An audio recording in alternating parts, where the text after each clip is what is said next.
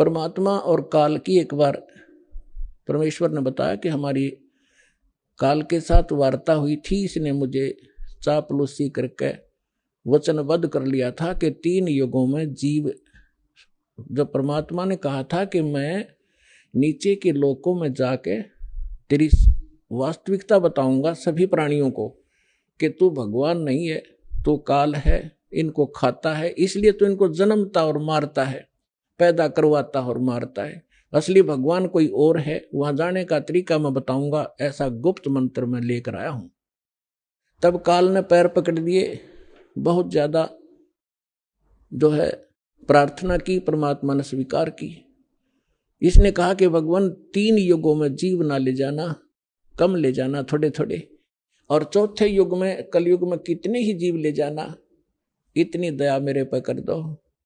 परमात्मा को भी पता था कि सतयुग त्रेता द्वापर में ये जीव गणे दुखी नहीं होते और इनकी पूर्व जन्म की बैटरी चार्ज होती है, उस प्रहार उसी से ये सुखी होते और ये सोच रहे होते हैं हम राम और कृष्ण की भक्ति कर रहे हैं, शायद इसी से सुखी हैं, तो इसलिए ये मेरे ज्ञान को स्वीकार नहीं कर पाएंगे। मालिक को मालूम था, तो इसलिए मालिक ने कहा था परमात्मा ने कि भाई ठीक है, चौथा युग जब कलयुग आई तब हम अपना अंश पठाई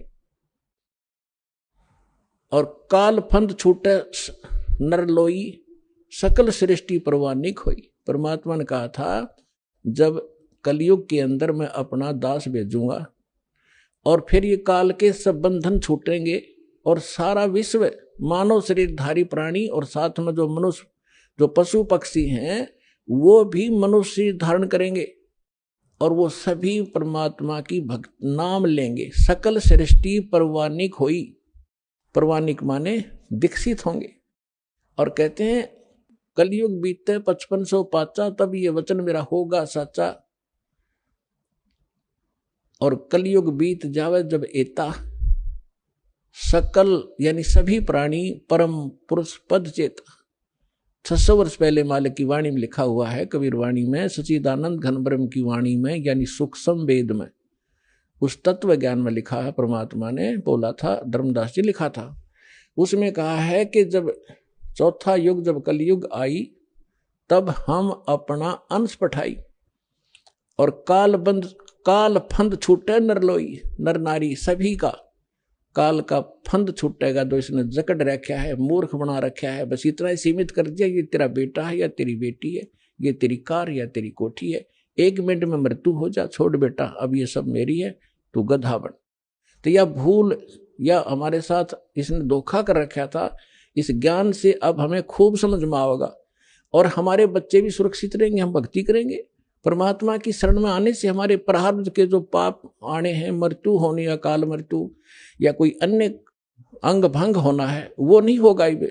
अगर आप नियमित रहोगे, सच्चा विश्वास के साथ ही सत भक्ति करोगे, तो वो दुख टलेंगे, आपके बच्चे आखिर तक आपके साथ रहेंगे जब तक, और वो भी मुक्त होंगे और आप भी होंगे, यदि सारे भक्ति पर लग जाओगे। तो परमात्मा ने कहा था कि सकल सृष्टि परवानिक होई, काल फंद छूटे नरलोई, काल का जो बंधन है, कर्मों से बांध रखा इसने, और ये सब छूटेगा और सारी सृष्टि उपदेशी होगी। कलयुग बीते 5500 पाचा, धर्मदास जी से कहा था कि कलयुग बीते 5500 पाचा, तब ये वचन मेरा होगा सच्चा। आज से 600 वर्ष पहले मालिक ने ये कहा था कि पूरा विश्व मेरी भक्ति करा करेगा कबीर की, और सभी उस सतलोक के परम परमेश्वर के उस परम पद के जानकार होंगे, सबको ज्ञान हो जाएगा उस परम पुरुष के उस पद का, जो गीता अध्याय नंबर 18 के श्लोक नंबर 62 में कहा कि अर्जुन तू सर्वभाव से उस परमेश्वर की शरण में जा, उसकी कृपा से ही तू परम शांति को और सनातन यानी शाश्वत स्थान को प्राप्त होगा।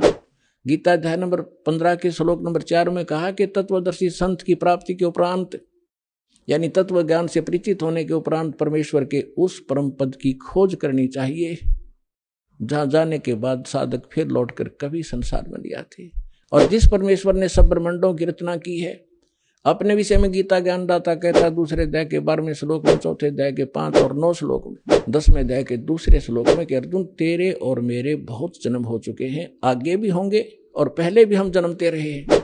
इसलिए वो कहता अर्जुन तो सर्वभाव से उस परमेश्वर की शरण में जा जिसकी कृपा से तू परम शांति को, सनातन परम धाम को प्राप्त होगा। तो यहां बता रहे हैं परमेश्वर कि कलयुग बीत जावे जब एता 5500 वर्ष 5 वर्ष, और तब सकल प्राणी उस परम पुरुष के परम पद चेता, उस परमेश्वर के उस परम पद के सभी जानकार हो जाएंगे। कोई सतलोक है, सचखंड है जहां हम रहते थे, वहां जाना है।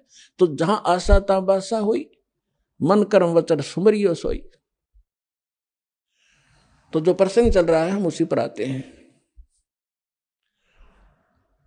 अब आपके जो पूर्व जन्म के संस्कार हैं उस कारण से आप भक्ति की चाह आप लिए हुए हो। दुर्भाग्य आपका कि उन नकली संतों के पास पहुंच गए।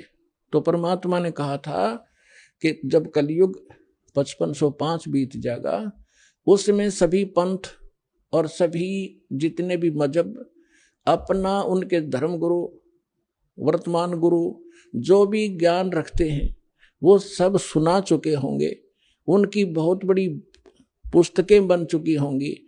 उसके बाद मेरा दास जाएगा और उन्हीं सदग्रंथों को, जिन सदग्रंथों पर प्रत्येक मानव आधारित है, जो भी जिस मजहब धर्म से संबंध रखता है, उन्हीं से यथार्थ ज्ञान उनके रूबरू करेगा।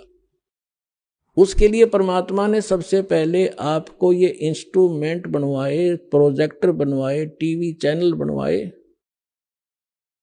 दास आपको तो अब समझ में आएगी कि ये क्या हो रहा है, और आपको इतना तो ज्ञान है कि आज से 10-12 वर्ष पहले इनका नामो निशान नहीं था, और पीछे जाओगे तो किधर सोच भी नहीं थी कि ये ऐसे इंस्ट्रूमेंट बनेंगे। यदि मानव बना सकता तो बहुत पहले बना लेता इसको। ये परमात्मा का दिया हुआ ज्ञान बुद्धि है, पूरा विश्व उसके बालक हैं। कहीं से भी इसने किसी क्षेत्र से, पृथ्वी के किसी कोने से भी इंस्ट्रूमेंट किसी भी अपने बच्चे से बनवाया, ये गॉड गिवन माइंड है।